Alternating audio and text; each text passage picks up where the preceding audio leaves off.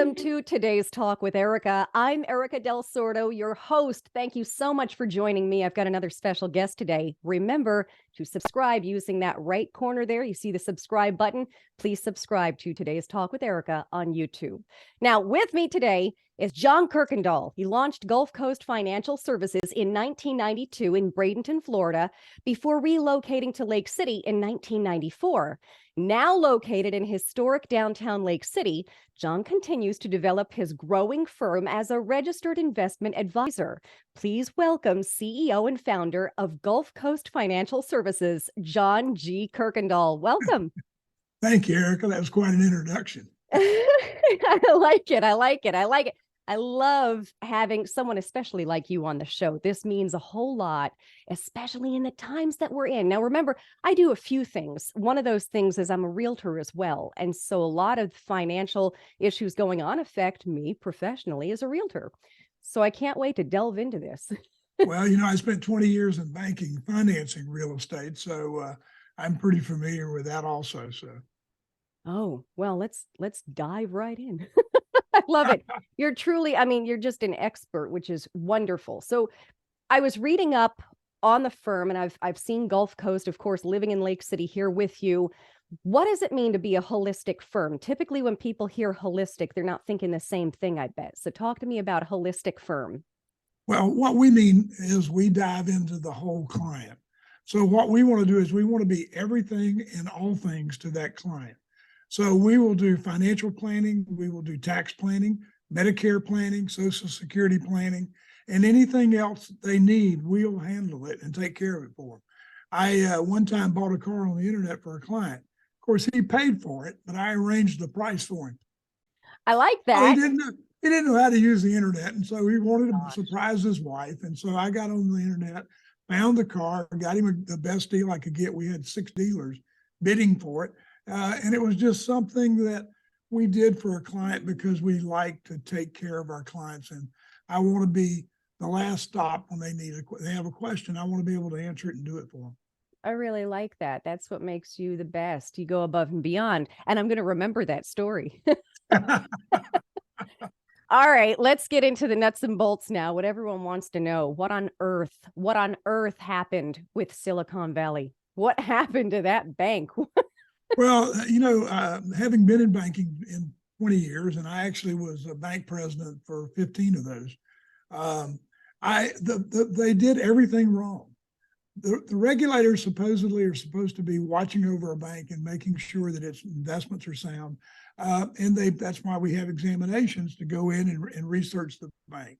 Silicon Valley made a large bet on bonds.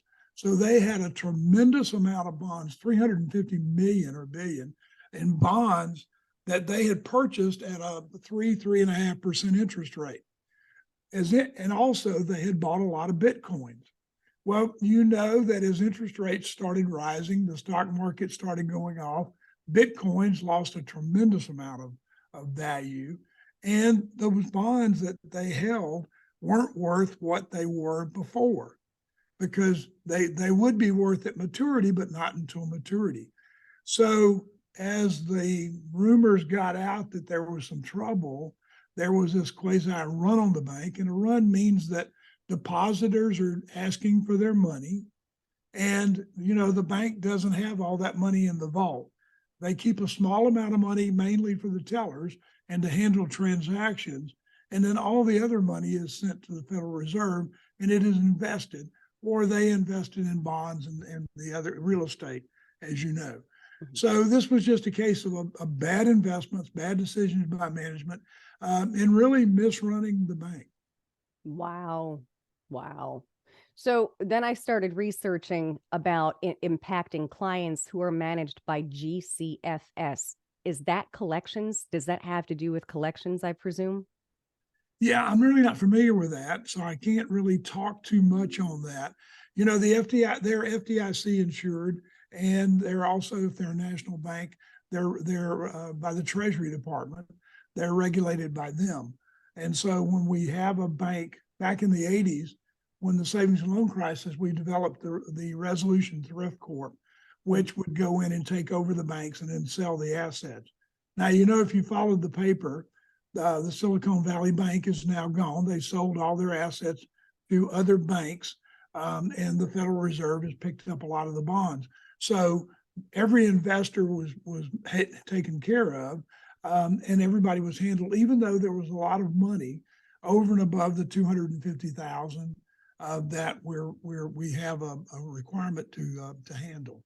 So everybody got their money back, even though they weren't insured. Oh, they did. Okay, I think that was a big question. So they Yeah, did. nobody's lost any money. The Fed came in, Okay. they sold the assets, they took over the deposits. All of that's been worked out behind the scenes, and they've also created some handshakes with some other banks in order to come over and take over the loans and the bonds. Wow. Well, that's good. Well, You I'm know, glad. this isn't really something that's new. We've had bank failures forever. Right. I mean, you know, back in the 30s, all the banks failed just about. So we've over a period of time, every time we have a financial crisis or we have a recession, we have banks fail. And so in the 70s, it was Franklin, largest bank at the time to fail. Everybody thought the market was going to crash, that all the banks were going to fail, but we pulled through it. In the 80s, we had the thrift problem where all the savings and loans were having problems because they had made commercial loans and gotten into some interest rate hedge problems there, kind of like Silicon Valley. So it's just a situation that this happens. The government handles it. They're talking about now about changing some regulations, increasing the amount of insurance. And, you know, it's a quasi-government guarantee. Mm-hmm. The FDIC does not have a dollar for every dollar that they're insuring. Right. So it's the government is an implied guarantee. Right. I'm glad you cleared that up. There were a lot of questions surrounding that, no matter how much anyone reads up on it. So I appreciate you clearing that up.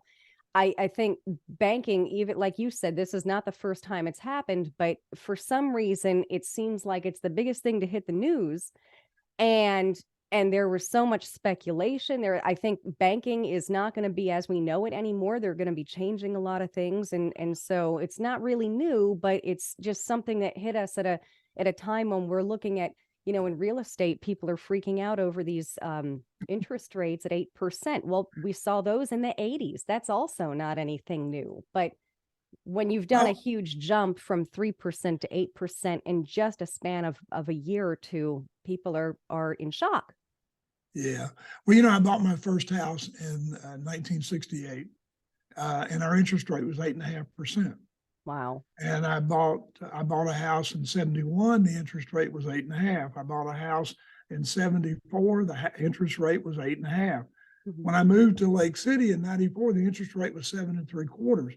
So interest rates on loans have never been that low. Mm-hmm. And we really got into this lower interest rates when the Fed started pumping money into the system in order to keep the economy stimulated. And so rates came down. In 1991, we were paying 6.9% for a 1-year CD. So, you know, things have changed. They have. They have.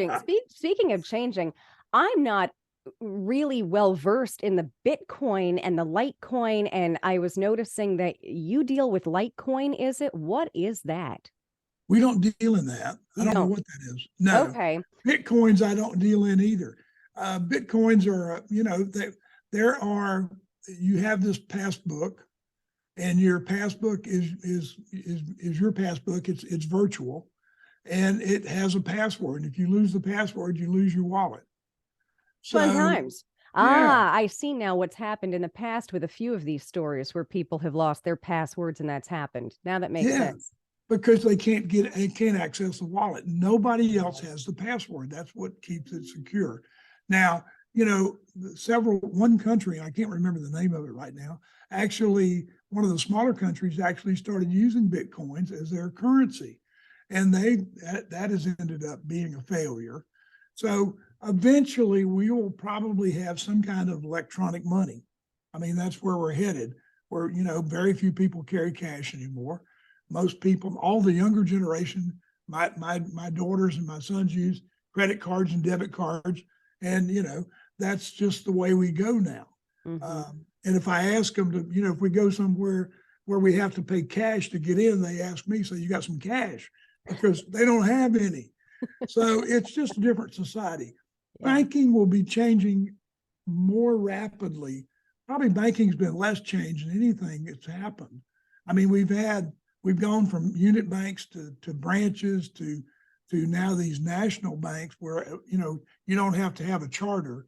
Back in the 70s, before, it's an interesting story because NCNB, which became Bank America, actually came and bought the bank that was in my building in Lake City in order to go to Tampa to buy the Exchange Bank Corporation, which was a holding company that owned 12 banks.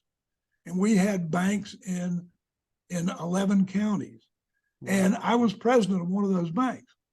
And so it's interesting that I ended up in the same building where all this started. But banking has changed like that with ownership and with some limitations on what they can do and what they can't do. But it really hasn't changed that much. It's been more of a personnel change than anything. I think we're going to see a big shift as we go forward in the future because of the technology, that eventually we won't carry coins and paper with us. It'll be gone. Do you think that's a good change, a good shift, or is it a bad shift? What are we looking at? Where would you place that? Well, for a lot of my clients who don't have internet and don't know how to use the computer, it'd be a bad thing. But yep. For those coming on with future generations, it's going to be a good thing because they're used to it. They're used to their computer. They're used to paying their bills online. They don't have to write their checks out every month. They don't want their checks back. That was a big thing in the banks when we decided to truncate and keep the checks at the bank and digitally and not give them back to the client. You would have thought it was going to be a revolt because people wanted their paper. And so, we'll have that evolution over time and it'll be good. I hope so. But yes, I understand that completely. We're still in a time where I don't, again, even completely understand all of the technology that's advancing. Like I just said, I'm not well versed in Bitcoin. So even maybe my generation, maybe it's just me. I don't know, that it's moving rather quickly. And so we need a crash course in everything taking place so rapidly, Well, we have to remember that Bitcoins aren't insured. Yeah. The government doesn't insure Bitcoin. So, the government does not insure Bitcoin. So they're looking at Silicon Valley going, oh, but so many people are investing in Bitcoin, and you just nailed that. Yeah. Okay. So, and there's no regulation as such. I mean, there's no regulation. How do we determine the value of a Bitcoin? Right. I mean, there is none. Whereas a dollar, while it may only purchase 78 cents on the dollar, it is worth $1. Mm-hmm. Inflation is just eating away at the value of it. This is true. And inflation's hit us hard. I think that's the biggest issue. That's really the headliner, is inflation has zoomed in so fast. Everyone's and it's hitting retirees. It's hitting retirees really hard. Yeah. I mean, people who are living on fixed budgets. 40% of the United States lives on Social Security alone, retirees. Mm-hmm. That Social Security check averages about $1,800 a month. So you figure those people aren't living very well. Right. Exactly. Talk to me about GulfCoast Financial Services specifically. What do you do for the community? Talk to me about your community involvement, whether it's Lake City or outside of Lake City. Well, we're all over the place. We have clients in Texas and South Carolina and all over. But what we do for our local community, we really believe in giving back to the local community. Since we moved here, I've been president of the chamber, president of the United Way. We're big supporters of the United Way. We're platinum sponsors. We give a lot of money to the United Way every year, and we think that's fantastic. We support a lot of the Humane Society, a lot of other things that we do, and we try to give back. We've had a luncheon for the past 2 years for first responders, where we invited all the fire, police, Army, all the agencies to come in and have a free lunch with us. There's just been a lot that's been going on. That's wonderful. I love hearing that. I really do. You're such a it's such a post, downtown. It's Gulf Coast Financial Services is you're kind of like the main thing happening down there, the main office. And it's wonderful to see you so involved. You're also involved in Rotary, aren't you? Well, yeah, I'm a past district governor in Rotary. Our district, we're in District 6940, goes from Lake City to Pensacola. And so we have, I think, 70 clubs now in the district, a little over 2,500 Rotarians. And so I've been president of the local club and also, like I said, the district governor responsible for all the clubs in the district. But Rotary is a great organization. It does a lot of good things. We're slowly eradicating polio. There's only one country left. We do a lot of good stuff. We built a playground here in Lake City for kids. It's called Rotary Park. It's over by the old hospital, right across from the health center there in that Wilson Park area. In fact, we just had a major improvement to that. Got some new rubberized ground cover, got rid of the sand so the kids don't get too dirty while they're there. We spent a lot of money working on that. But we try to do a lot of good things in the community. It's a really great service club, great organization. I love that. And you have your own podcast, the Financial Focus Podcast. Tell me about that. Let's get some people to watch your podcast. Well, we do a podcast every week on a different subject. This last week, we did it on Roth conversions. And we tape it every Tuesday morning. Well, actually Tuesday afternoon at 1. And then it's usually posted the next week. So we try to get that out as soon as we can. But, we have a little compliance we have to go through. So we send it to them and they rush it through. But we've been doing that now for about 5 years. We really like doing it. We have a little bit of a European listening, believe it or not. That's awesome. So when I looked at the statistics, the reach was further than I thought. I have had people who have come on my show who've told me that they have had people contact them from England and Spain and all these different countries. They see us online. And that's fantastic that you do that, because if someone doesn't want to read the paper, they don't want to read what's online, you give a quick financial blurb about what's going on, an update. So I think that's fantastic. And I'm going to have your link, any links associated with Gulf Coast Financial and what you offer. I'll have all the links, but also the link to your podcast. And that'll be in the About section. Okay, great. That's fine. Yeah, we love doing it. We try to educate. We're not selling anything. We're not pushing anything. We're really just trying to educate. One of the changes in our business, and it comes with the technology and the software, has been the planning process. We used to have the software that would generate these 200-page reports on financial planning, and it would show you all the things you could do and how you would do it. At the end, it would say, okay, you're going to have all this money left over to go to your heirs. And then the software got more sophisticated. It started talking about inflation, and it started talking about what kind of income do you need during retirement. And so when we look at that program, it comes out to about a 3-page report, but it will show you that you're not going to have as much money as you thought you were left over, and you're going to need more money than you thought you would need because of inflation. We just talked about that. Mm-hmm. And people don't factor in inflation. Mm-hmm. And the other thing is there's a difference between income planning and asset allocation planning. Asset allocation, I'm looking at my investments and I'm determining how I'm going to manage those. Income planning looks at how much money am I going to have coming in each month? What are my bills going to be? And how am I going to make up the shortfall? And there's always a shortfall now, because after the legislature changed the bills, the retirement system in 1980, we now have the 401k, which makes us responsible for our retirement, not the company anymore. Huh. All right. I feel like we need to have a whole lesson in a class on retirement. I really I really do. I just want to sit and sitting here listening, going, "Oh, this is Well, good." I tell my son all the time that getting old isn't easy. Yeah, And isn't that the truth? and retirement's not for wimps. And it's really a tough situation. And when, you have external things coming in, like more and more grandparents are raising their grandkids now, and you have more and more outside influence, families coming to live with you for a while, different things happening, the cost of utilities and everything else going up as much as it is.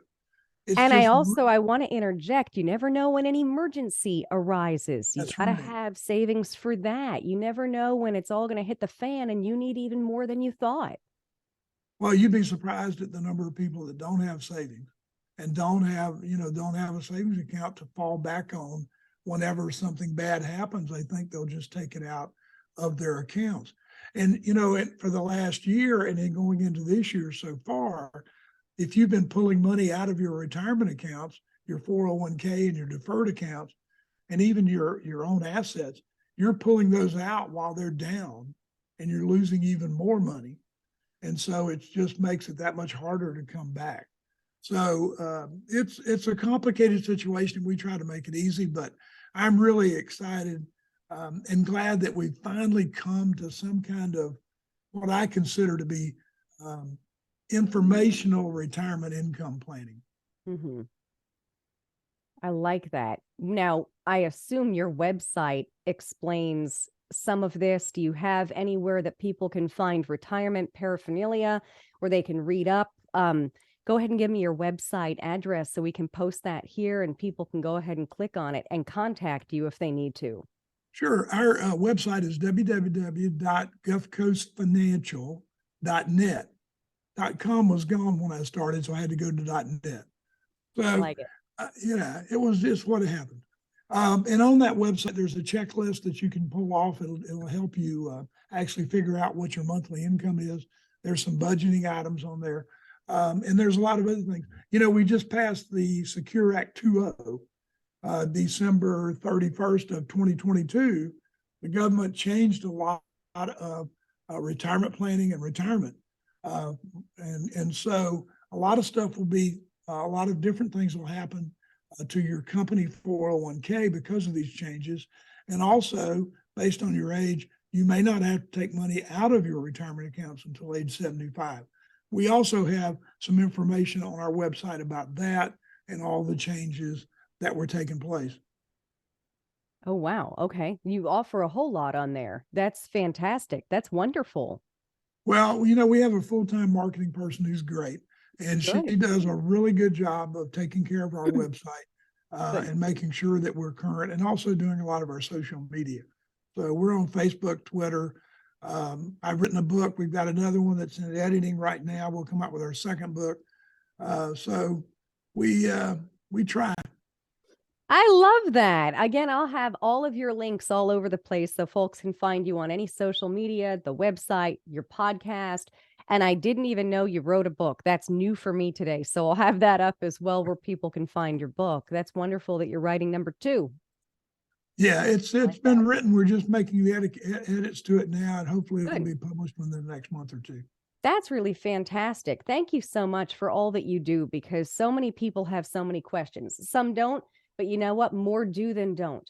So I really appreciate all of this education and your wealth of knowledge because it's been so helpful to myself included. Well, thank you. You're great to talk to. Well, thank you very much. Thank you. Did you want to add anything else before we say goodbye? Well, if anyone has any questions and they want to contact you, I'll be glad to answer those questions for them and then get back to you. I think that, the way that the economy is today and the way that we have to, like I said, we're responsible for our own retirement, and we also are responsible for our own life. And I want everyone to have the kind of retirement that they deserve and the kind of retirement that they want. And so in order to do that, we have to do some planning. And whether you do it with us or another financial advisor, it's been proven that the individuals who work with the financial advisors make more than those who try to do it on their own. But I tell on the podcast, we talk all the time that you can't get from here to Chicago without a roadmap. And how do you expect to retire in 5, 10, 15 years and then live in retirement for maybe 30 years? How do you expect to retire without a roadmap? And that financial focused income plan will give you that roadmap. Very true. Very true. All you have to do is look at folks who win big in the lottery, and the first thing they need to do is get someone who can help them financially, like GulfCoast Financial, because then you get those folks who buy boats and jet airplanes and they're out of the money. So seriously, that roadmap system, that exactly, that works. And that's exactly why you need someone like you. And I really appreciate you coming on the show and explaining that, because a lot of people just don't understand. So thank you very much for clearing all of that up. And thank you. And there's one other thing before we close, I'd like to say, it's really important to do tax planning. When you're working, you're making money and you're paying taxes, you think you're going to pay taxes. Well, you're going to pay taxes forever. And you'll never get out of it. When you're retired, it's even worse because we have taxes on taxes. So if I make too much, I have to pay more for my Medicare. If I make too much, I have more of my Social Security is taxed. There are a lot of different things that take place. Very few people do tax planning. And certainly they should try to do as much tax planning as they can, because it's money that they can save. And it's just not that easy anymore. Don't forget that the Trump the tax cuts that he enacted sunset December 2025, which isn't that long from now. So between now and 2025, tax rates are going to change. They're going to go up. Wow. I mean, government can only do two things to raise money. They can cut spending or raise taxes. Now, which one do you think they're going to do? Raise taxes. Yeah. Well, they're not going to cut spending. They're spending more. Right. But so I'm happy you brought that up as well, because that's huge. People aren't always thinking about taxes. It's all getting taxed. Yes. Yep. And they don't think that in retirement, it's even, like I said, it's worse because I have different components. My Medicare Part B can go from $169 to almost $500 a month each if you're a couple. Wow. So the more money you make, the more you pay. We don't realize that. Social Security is going to run out of money before about 2038. Well, that's not good for me. Well, no, it's not. But we have enough money there supposedly to pay about 72 cents on the dollar. Wow. So between now and when this runs out, we're going to make some major changes to Social Security. What we're going to see, I believe, is income indexed in Social Security. The more income I have, the less Social Security I'm going to get. Same thing for Medicare. Medicare's got a problem with almost running out of money. So all those things are very important. Everyone needs to plan for as much money as they can during retirement. Fantastic. Thank you. That was a great note to end on, honestly. Thank you. Thank you so much. Thank you for being with me. And I hope we can do this again soon, because you're a wealth of information right here at our fingertips. I'd love to do it anytime. You know that. Thank you All so right. much for having me. Thank you so much, John. Have a great day.